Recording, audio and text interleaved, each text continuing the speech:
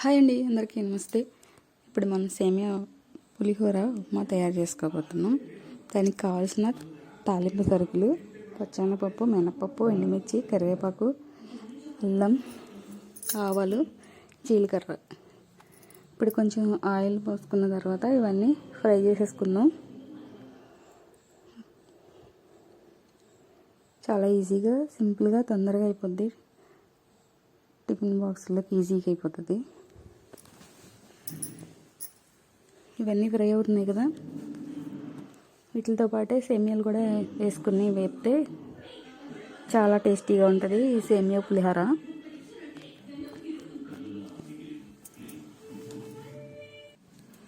ఈ సేమియాలను కూడా వేసుకుని వేపుకున్నాం కదా, ఇప్పుడు కొంచెం హాట్ వాటర్ పోస్తే తొందరగా అయిపోతుంది.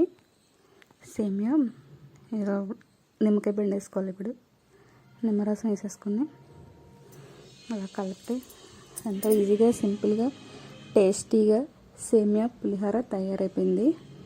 కొద్దిగా పసుపు వేసుకున్నాను, అంతే అండి. సేమియా పులిహోర తయారైపోయింది. స్మూత్గా, కరెక్ట్గా ఉడికింది. బాగా మెత్తగా అయిపోకుండా స్మూత్గా, చూస్తుంటేనే నోరు ఊరుతుంది కదా.